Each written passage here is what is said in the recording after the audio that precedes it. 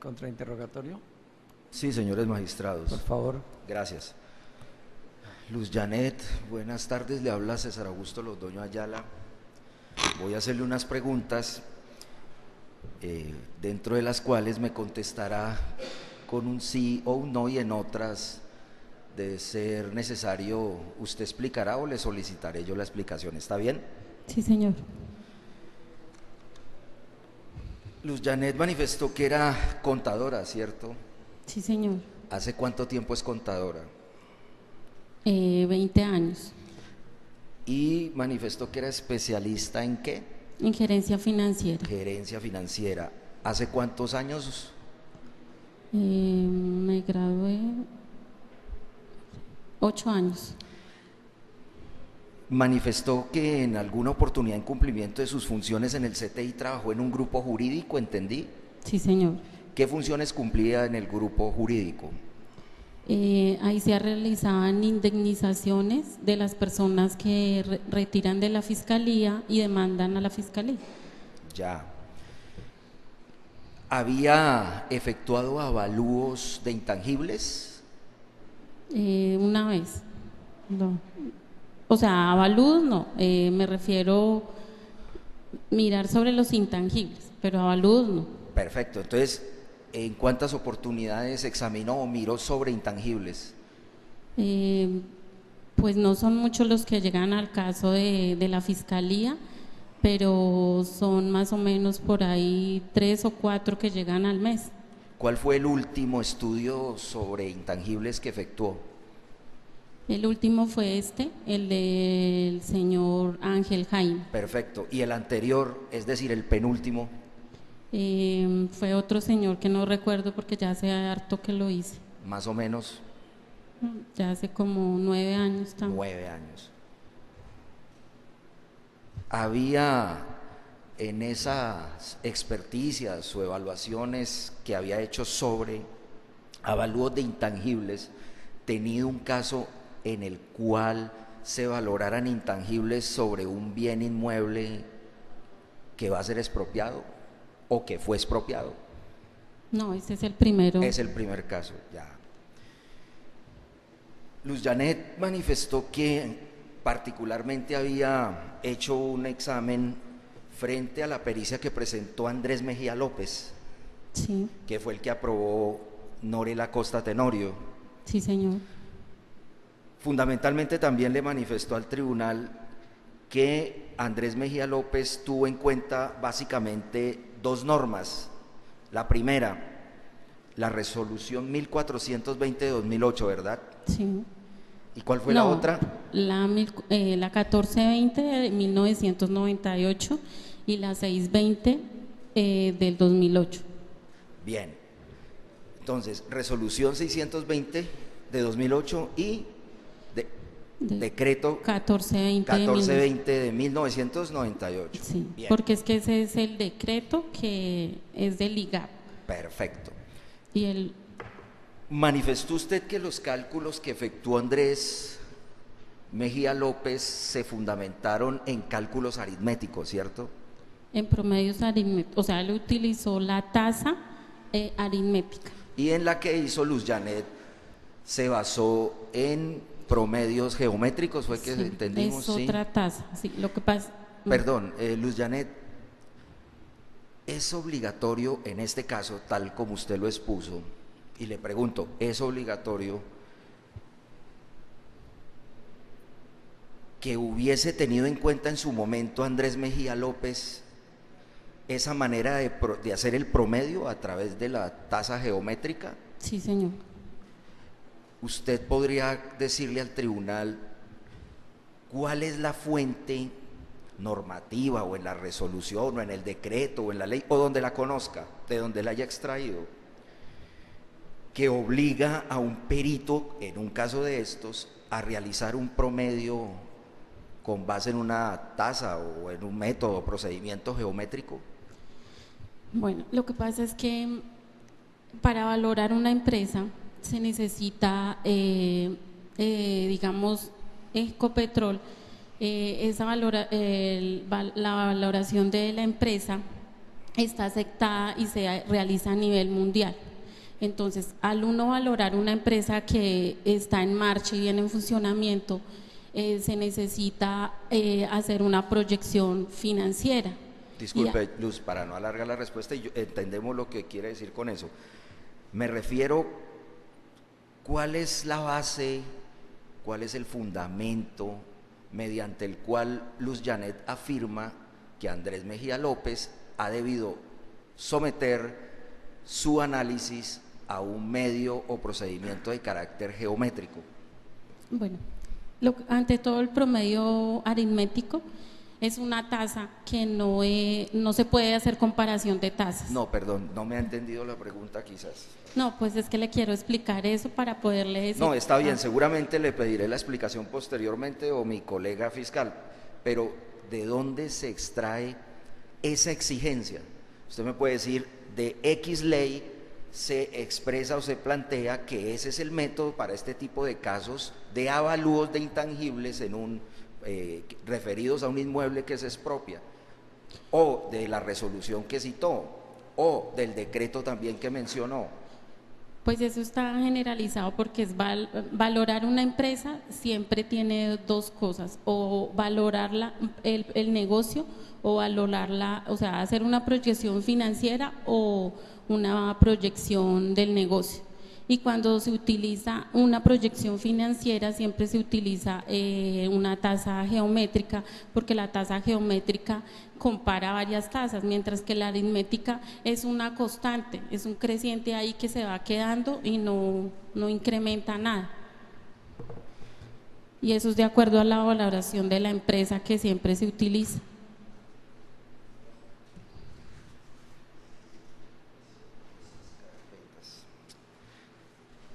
Vamos a ubicarnos en la resolución 620 de 2008. Le pregunto, ¿esa tasación o procedimiento o valoración geométrica se encuentra estipulada en esa resolución? ¿Me permite un momentico? Yo miro. Sí, claro.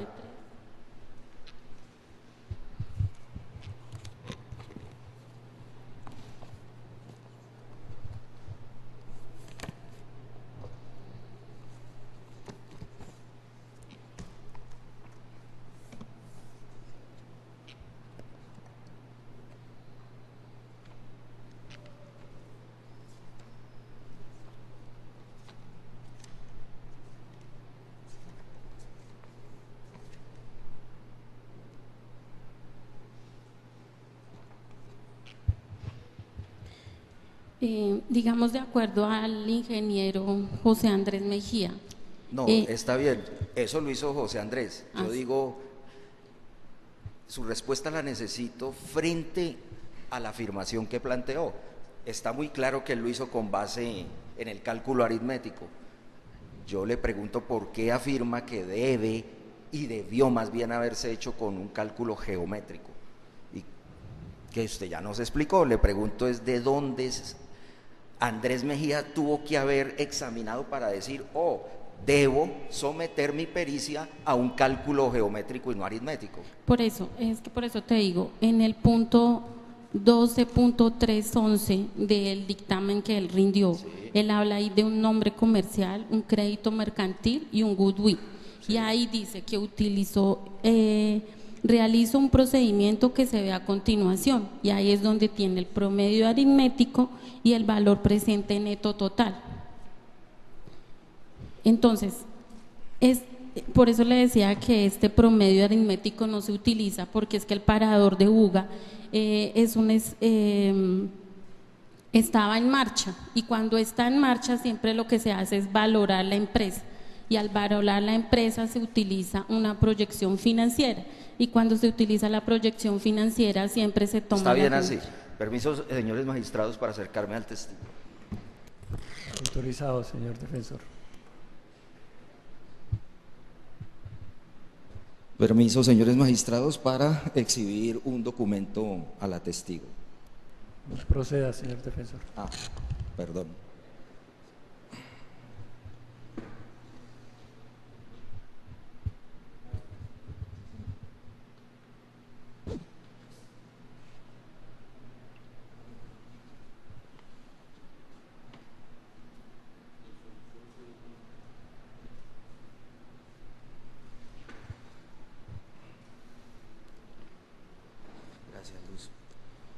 ¿Puede indicarle luz al tribunal qué tiene en sus manos?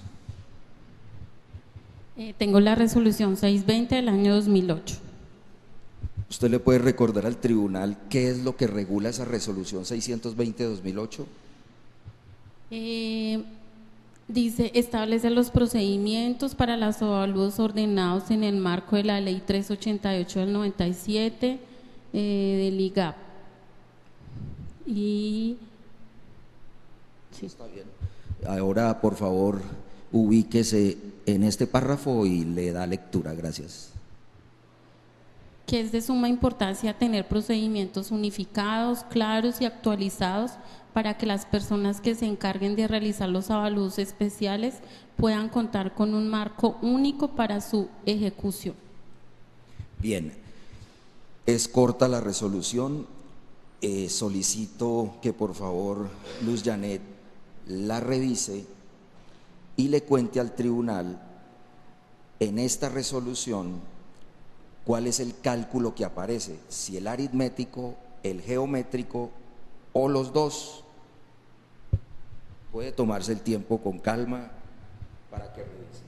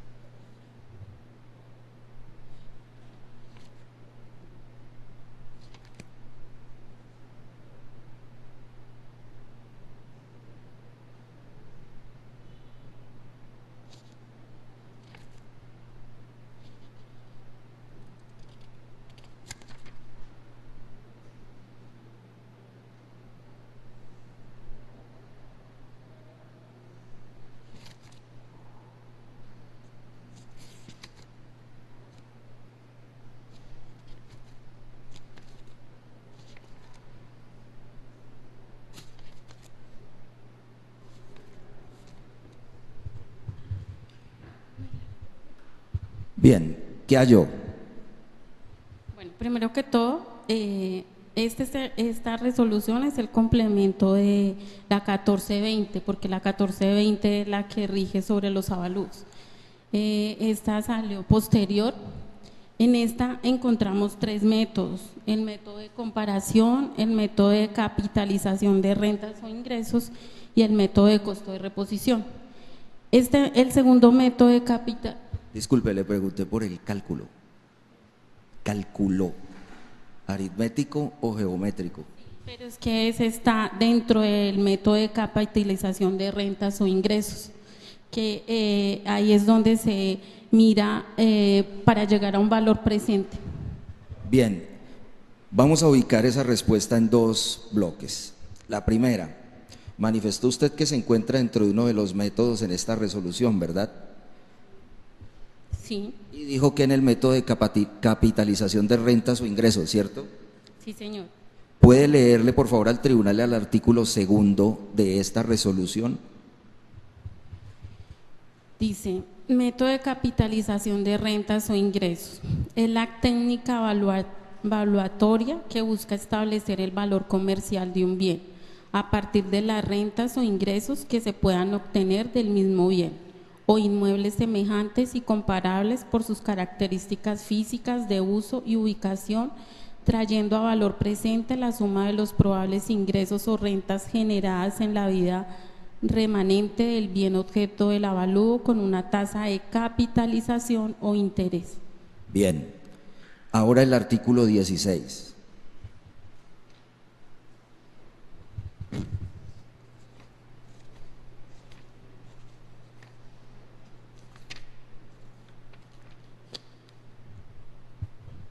El 16 habla del método de capitalización de rentas o ingresos. Es necesario realizar la investigación de los contratos que regulan la posibilidad de generar rentas o ingresos, tales como son el arrendamiento para bienes comparables, y debe tenerse en cuenta aspectos tales como, primero, que dichos contratos tengan menos de un año de suscritos. Segundo, que el canon de arrendamiento no sobrepase los topes legales. Tercero, que los montos relacionados con el pago de servicios públicos y las cuotas de administración no se excluyan en el cálculo correspondiente para la aplicación del método. Cuarto, los arrendamientos a comparar deben referirse a inmuebles que tengan rentas de acuerdo con la norma de uso del terreno o de las construcciones. Quinto, las rentas a tener en cuenta para el cálculo del valor comercial de la propiedad deben estar asociadas exclusivamente al inmueble y no a la rentabilidad de la actividad económica que en él se realiza. Sexto, la tasa de capitalización utilizada en este método debe proceder de la relación calculada entre el canon de renta y el valor comercial de las propiedades similares al inmueble objeto de avalúo, en función del uso o usos existentes en el predio y de localización comparable. Bien, hasta ahí. La metodología a la cual usted ha hecho alusión, que es el cálculo geométrico, dice usted que se entiende o aparece dentro de ese método de capitalización. ¿Podría explicarle eso al tribunal? No se hace mención del método allí. Lo que pasa es que el promedio aritmético no es un método, es una tasa. Perdón. Y eso puede también denominarse cálculo. Sí, pero eso está dentro de cuando se hace el cálculo del valor presente, que ese sí está estipulado en unos artículos acá de… Ahí mismo en esta resolución. Sí, por acá. Conteste, por favor. Sí. Busquémoslas y ponemos en conocimiento del tribunal si es ese cálculo o tasa aritmética o geométrica. No, ahí no está, es que el cálculo es una tasa, o sea… ¿Qué aparece, perdón, Luz, qué aparece aquí?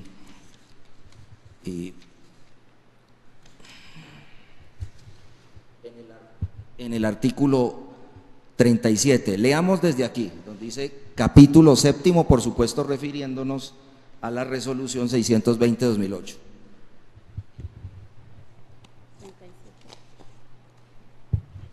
Ahí habla de unas formas estadísticas, pero esto es lo que utiliza el perito que va a hacer el avalúo. Yo, como soy contadora, eso no se utiliza, porque aquí yo no estoy haciendo… En el que yo hice fue una proyección financiera y esto es para calcular lo que él ya hizo, que no sé cómo… Esa respuesta es importante, es decir, que si examinamos la pericia de Andrés Mejía López, él aplicó esto correctamente. No, estoy hablando es del perito de fiscalía que hizo este procedimiento de los avalúos. Él debió mirar eso igual que José Andrés, que el señor José.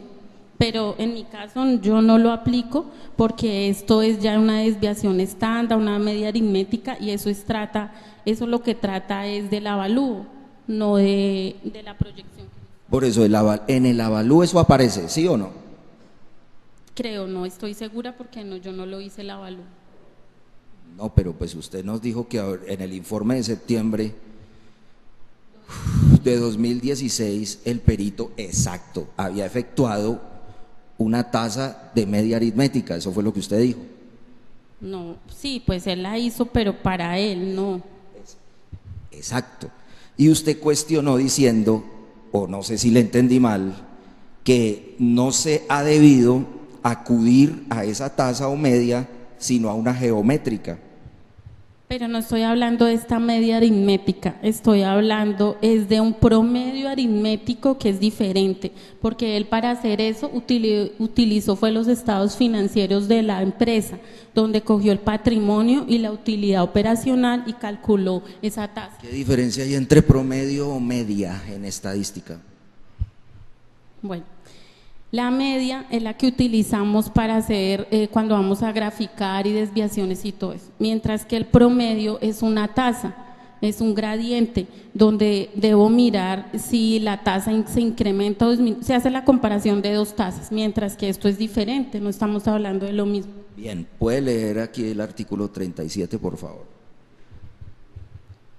El artículo 37 habla de las fórmulas que se presentan a continuación servirán de apoyo para la mejor utilización de los métodos valuatorios. Fórmulas para la utilización de los métodos valuatorios. Muy bien. Ahora, se refiere usted a que ha debido tenerse algunos soportes en términos de papeles contables, libros y demás, para haber efectuado como un soporte del manejo o la cuantificación de los intangibles. Sí, por eso le digo, se tuvo en cuenta los estados financieros que le aportaron al perito César, porque yo los vi, fue con el estudio que él hizo. Pero cuando yo fui digamos, como nunca tuve acceso a la contabilidad de la empresa, entonces solo tengo las declaraciones de renta, no tengo nada más. ¿Con el perito César o con Andrés? Perdón, el señor José Andrés Mejía.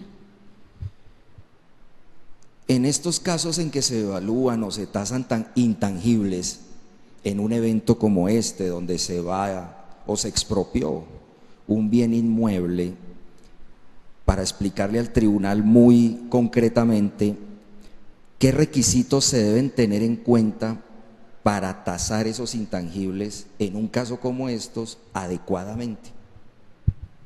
Pues como ya lo dije, valorar la empresa. ¿Por qué se valora la empresa? Porque la empresa estaba en marcha y estaba en funcionamiento. Y ahí se hace la proyección financiera y se empieza a aplicar, a traer los valores a un valor presente para poder determinar si la empresa qué valores tenía, porque si miramos siempre nos dio una utilidad, pero si miramos en realidad que ya están los estados financieros del 2006 al 2011, tuvo pérdidas en varios años. Luz, seguimos ubicados en la resolución 620-2008. ¿Puede por favor leer con mucho detenimiento, pausadamente, para entender el artículo 21 de esta resolución? De aquí. Bueno, artículo 21. Cálculo del valor de la compensación debida por la afectación a causa de una obra pública. La forma para calcular este valor será: estímese el valor comercial del bien antes de afectación.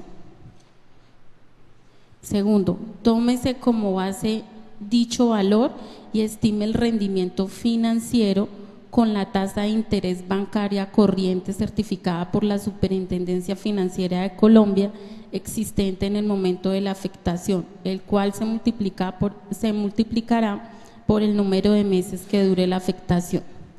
Si el bien es susceptible de producir renta, independientemente que esté utilizando el propietario, dicho canon mensual multiplicado por el número de meses que dure la afectación podrá tomarse como el valor de compensación durante el tiempo de afectación. Para su estimación deberán tomarse los valores de arrendamiento de bienes comparables que existan en el entorno. Si la estimación de dicho valor se hace posterior, independientemente que se vaya a adquirir o no el predio, el valor de la compensación será calculado de la siguiente manera: Se calcula el avalúo comercial que tenía el bien en el momento de aplicarse la afectación legalmente y con base en dicho valor se calcula el rendimiento financiero, tomando la tasa de interés bancaria menos lo que corresponda al IPC del periodo que estuvo afectado, siempre y cuando el bien siga en cabeza del propietario. Ver capítulo 7 de las fórmulas estadísticas. Para estimar el monto de la competencia de las rentas o ingresos que se dejen de percibir por una limitación temporal o definitiva, numeral sexto del artículo 21, decreto 1420 de 1998, se deberá tener en cuenta. Primero, las declaraciones para efectos tributarios. Segundo, el balance contable que se presente para la Cámara de Comercio. Por favor, vamos a volver a leer esta última parte, este párrafo y estos dos renglones. Para estimar, el monto de la compensación de rentas, que eso no es lo que estamos hablando acá, es diferente. Se deja de percibir una limitación temporal o definitiva. Numeral sexto del artículo 21, decreto 1420 de 1998, se deberá tener en cuenta las declaraciones para efectos tributarios y el balance contable que presente para la Cámara de Comercio. Bien, dice usted que no tiene esto relación con lo que se planteó aquí. ¿Puede explicar eso, por favor? Aquí, para poder valorar la empresa, y eso está aceptado mundialmente, se debe hacer con los estados financieros históricos de la empresa, no con compensaciones de renta ni nada, porque eso ya es otro ítem aparte. Pero para hacer estas proyecciones es con estados financieros históricos y por eso es que se calcula un flujo de caja libre, porque ese flujo de caja libre es donde lo que traigo a valor presente. Una vez más y por último aquí frente a este aspecto, ¿qué dice aquí? Dice, cálculo del valor de la compensación debida por la afectación a causa de una obra pública. La forma para calcular este valor será, pero esto aquí como lo dice, es para el valor de la compensación y acá estamos hablando es del valor del negocio que abarca todo. Ese valor del negocio no hace parte de la compensación. No, porque en este caso nosotros no, por eso está el último punto, ¿puedo leerlo? Claro.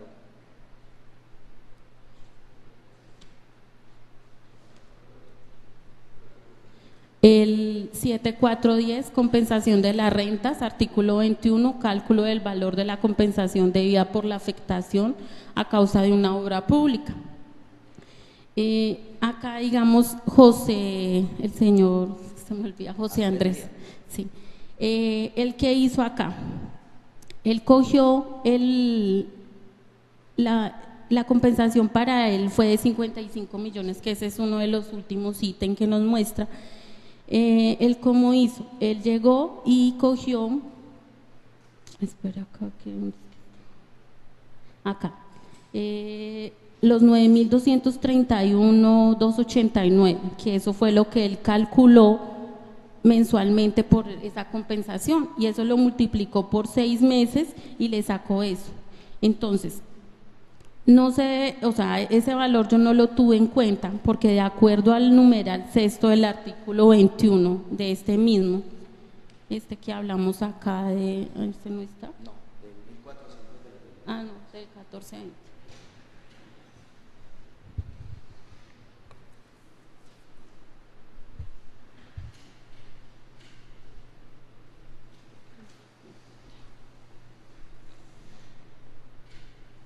¿Está completo?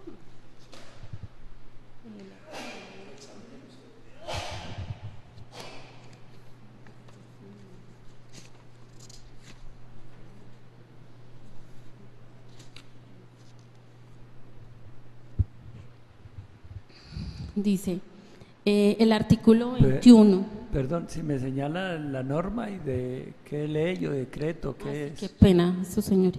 Es el decreto 1420 de 1998 que es el que son las disposiciones generales del IGAP. El artículo 21, el numeral sexto. Sí.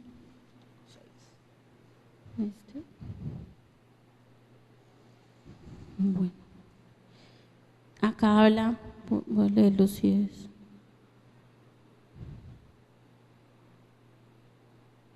Aquí precisamente dice los 6 meses que el perito calculó, pero entonces él hizo ese cálculo con la utilidad operacional y se tenía que hacer era con la utilidad neta después de impuestos, entonces por eso no se aplica. Y usted sabe que pues se tenía que llegar a un flujo de caja libre, él no llegó a eso, él utilizó fue la utilidad operacional. Ese punto era también al que quería llegar.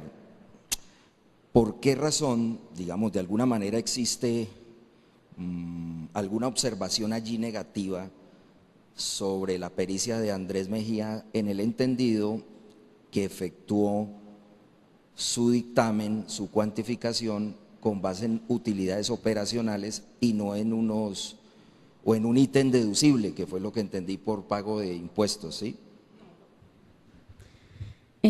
Les explico. Usted sabe que todo estado de resultados llega a una utilidad neta. Esa utilidad neta, ¿cómo llega uno a ella? Primero que todo hay unos ingresos, después a esos ingresos se le resta unos gastos y ahí nos van a generar una utilidad o una pérdida. Si es mayor los ingresos, da una ganancia y si es menor, pues da una pérdida. En este caso dieron utilidades esos años porque no hubo ninguna pérdida.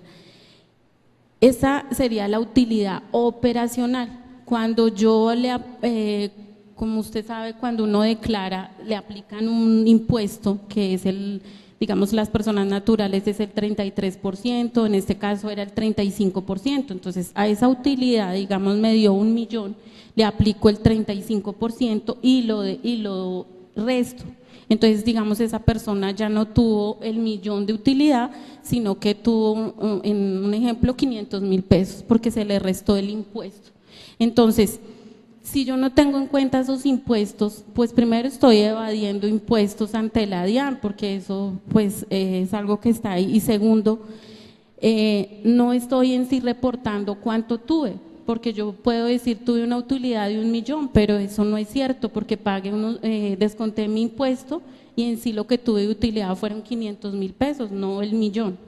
Entonces lo que hizo Andrés, él cogió la utilidad y empezó a hacer todas las operaciones con esa utilidad operacional, o sea, sin impuestos. Y para estas proyecciones siempre se debe tener en cuenta los impuestos, porque uno no puede decir los impuestos no los voy a pagar. Dice que no se puede hacer solamente esa cuantificación sobre la base de las utilidades operacionales, es lo que entendí. Sí. ¿Puede precisarle al tribunal dónde existe esa limitación o si se quiere, no sé, esa imposibilidad de hacerlo? Esa se encuentra en la resolución 620. Volvamos entonces a la resolución 620. En el ítem 17.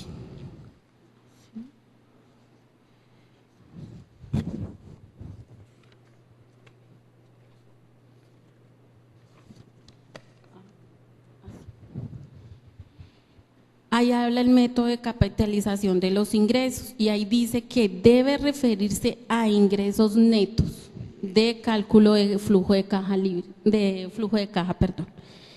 Y digamos, yo en la página 9 expliqué cómo se llega a ese flujo de caja. Está bien hasta ahí. Ahora leamos completo el artículo 17, con mucha cautela, despacio. El método de capitalización de ingresos para aplicarlo a cultivos deberá referirse a ingresos. ¿Qué significa cultivos? Cultivos, no, pues digamos lo que se hace en la tierra y eso es del suelo.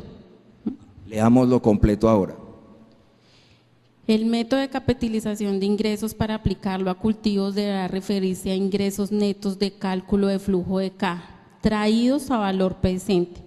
Debe mejorarse haciendo claridad respecto a la inversión o costo de instalación, de los costos de mantenimiento de su etapa improductiva, lo mismo que el arrendamiento.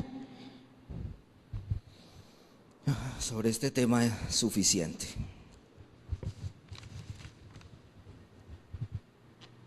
Gracias.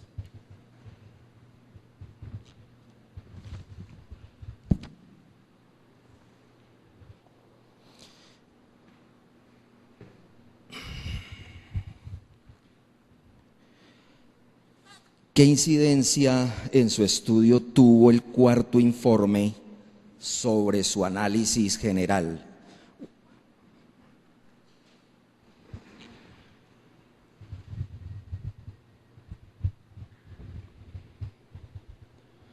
Sobre la información exógena, pues que reportaron unas personas terceros de lo que hizo con el señor Andrés Jaime o con el parador de Buga, pero no está reportado de pronto todo lo que él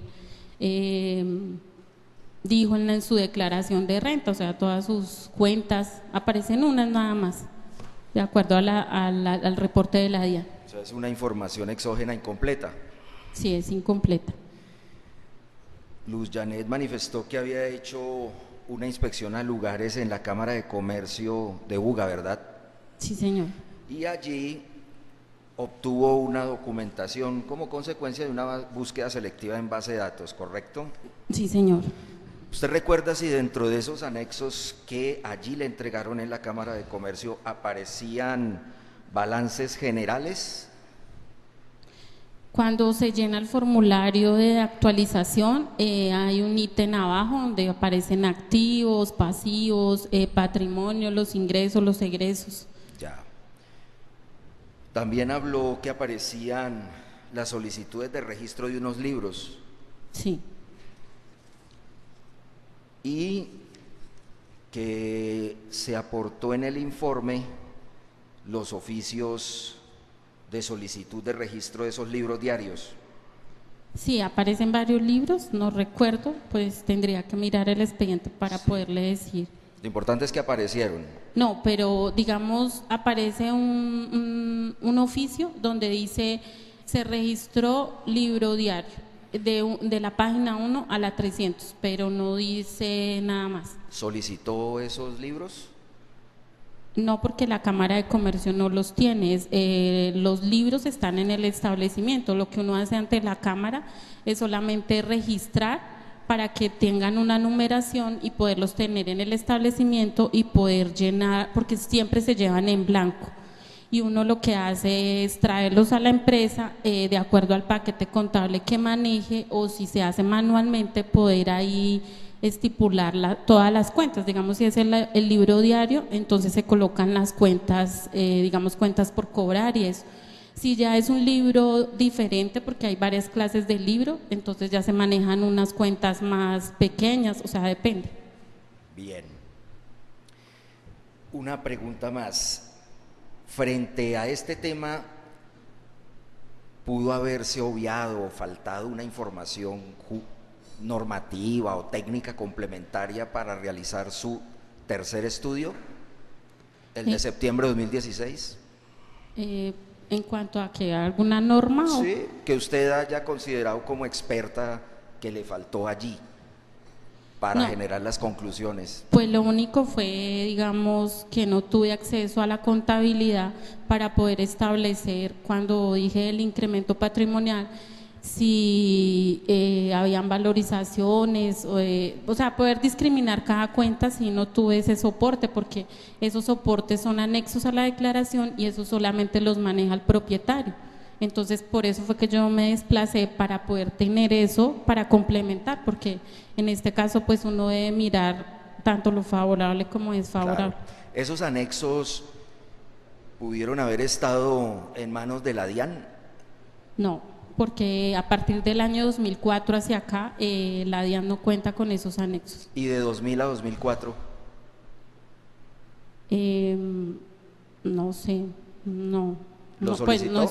sí, yo solicité a la DIAN, pero En ellos concreto ese punto. no, se solicitaron las declaraciones de renta. Manifestó también que hizo una inspección a la DIAN Buga, ¿cierto? Sí, señor. ¿Qué resultados arrojó? Pues no recuerdo bien si fue que me dieron las declaraciones acá en Buga o en Palmira, porque yo vine y me dijeron que esa persona no declaraba acá, sino en Palmira, o era viceversa. Ya tendría que entrar a mirar porque no me acuerdo bien. Bien. Pero Ubiquémonos en su informe, el cuarto, en el folio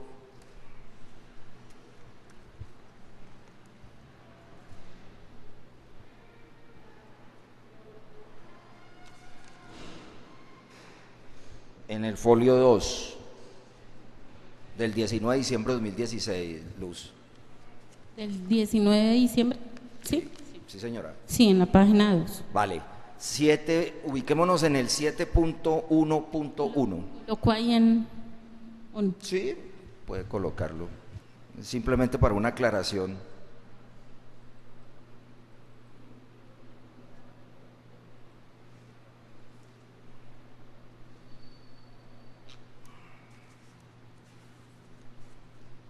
En la página 2, ¿en qué punto, perdón? 7.1.1. Bien. Ahí. ¿Qué año aparece ahí en el cuadro? 2004. Y ubiquémonos en el primer valor para que le manifieste al tribunal cuánto aparece allí registrado. ¿En este? ¿En este? Sí, por favor. 487.238.000. Nuevamente, ¿qué año? 2004. ¿Ese valor corresponde a qué? Pues tengo entendido que el IGA reportó a la DIAN ese valor del señor Jaime, Ángel Jaime. Miremos la segunda casilla, de izquierda a derecha, Luz. Después de año, ¿qué sigue? Acá el Ahí, NI. ahí, sí. El NI. ¿Qué número de NIT? 8999004. Ese creo que debe ser del IGA. Ese NI. ¿Cree? Sí, estoy segura que ese es del IGA. Porque, digamos, siempre que reportan los terceros, ellos colocan el NI de ese tercero. ¿Cómo saber que los 487 millones aproximadamente corresponden a qué? Pues Sí. es que, digamos, así como, digamos, cuando uno hace su declaración de renta, creo que pues todos miramos nuestra información exógena. Y como pues se había explicado, pongo mi ejemplo, digamos, yo trabajo en la fiscalía, entonces lo que yo gano en la fiscalía, un ejemplo, 2 millones, al año representan, digamos, 36 millones. Esos 36 es lo que la fiscalía reporta ante la DIAN. Entonces, en ese momento, en el año 2004, el Agustín Codazzi reportó que ese era el valor de ese inmueble en ese año. ¿Y aparece individualizado ahí en ese cuadro el inmueble? No, pues tendría que entrar a mirar el CD, que pues ahí se puede, lo que pasa es que en el CD está todo general y pues yo extraje, o sea, hice estos cuadros, pues que que son más importantes esas cuentas, porque hay muchas cuentas que no, la verdad no valen la pena porque son valores mínimos, muy pequeños. Entonces, pues los valores así relevantes fue los que coloqué en este informe. ¿Qué es un valor en marcha? Valor en marcha es cuando la empresa sigue en funcionamiento, o sea, no se queda quieta, sino que sigue, y eso pasaba con el Parador de Buga. Era una empresa que estaba funcionando y pues estaba bien.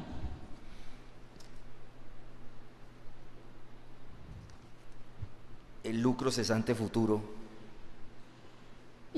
Lucro cesante es como es un daño que le pasa, digamos, a la persona, pero en un futuro es, digamos, calcular, digamos, si tuve un perjuicio, entonces me indemnizan por ese valor y pues va a ser a un futuro, porque eso se tiene que traer, digamos, al día de hoy, ¿sí? Si fue en el pasado.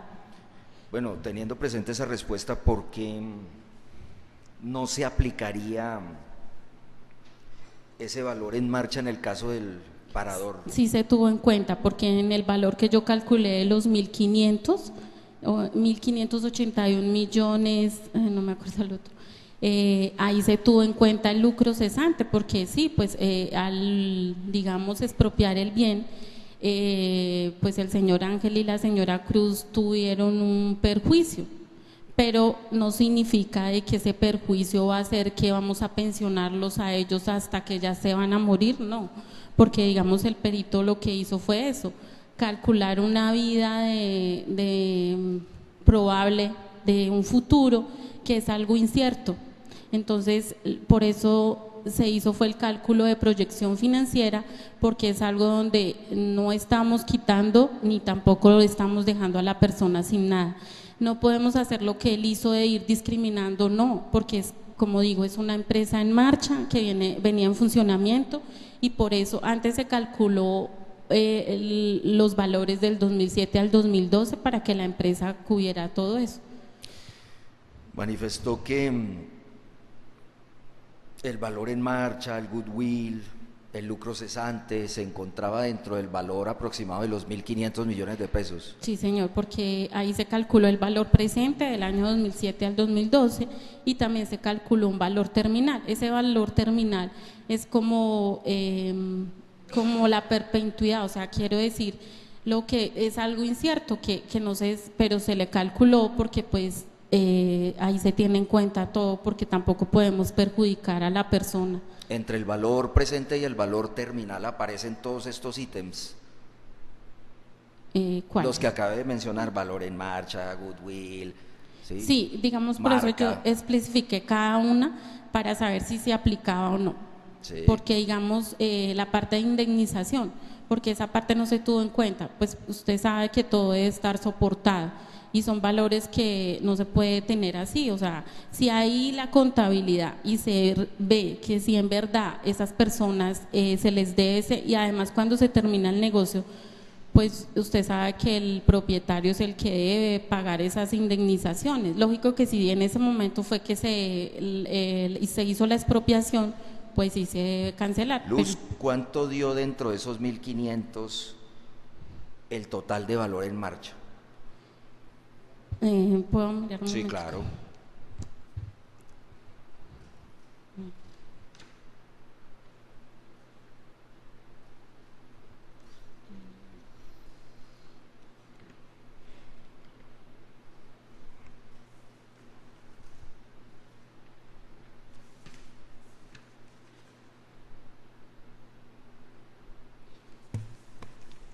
El valor del negocio, o sea, yo lo traje a 2006. Sí, pero me refiero a haber hecho ese estudio separado, discriminado. No, no se puede hacer separado porque precisamente el valor en marcha incluye todo, incluye el goodwill, el hot no, claro que el hot no, pues en este caso no, porque digamos la persona, muchas veces cuando hacen expropiación montan el negocio en otro sitio, entonces en el otro sitio pueden seguir, pero el valor en marcha está incluido todo. ¿En qué norma o reglamento se puede encontrar que todos estos componentes pertenecen a esa cuantificación de valor presente y valor a perpetuidad? Como lo dije, el método de valoración está aceptado mundialmente. ¿Cuál método? De valoración de la empresa. ¿Cuál método? Es ese, o sea… ¿Cuál método? ¿Tiene un nombre o no, Luz? Valoración de la empresa se llama. ¿Y usted recuerda cuáles son los métodos a los que se refiere la resolución 620? Los 3 métodos de capitalización, sí, y el de reposición y el otro no lo recuerdo. Bien. Pero en el segundo punto de capitalización ahí está incluido el método.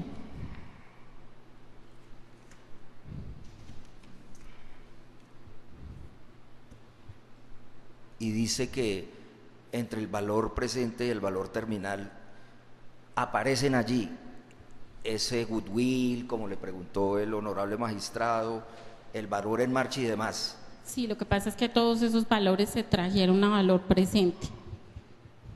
Y eso dice en el estándar metódico que usted aplicó.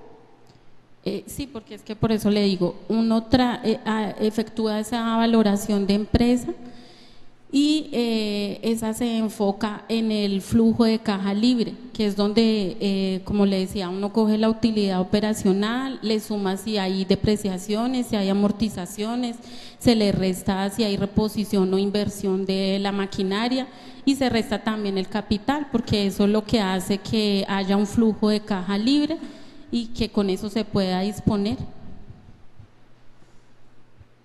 ¿Qué es un intangible? Intangible es un… Solo un momentico que ya estoy…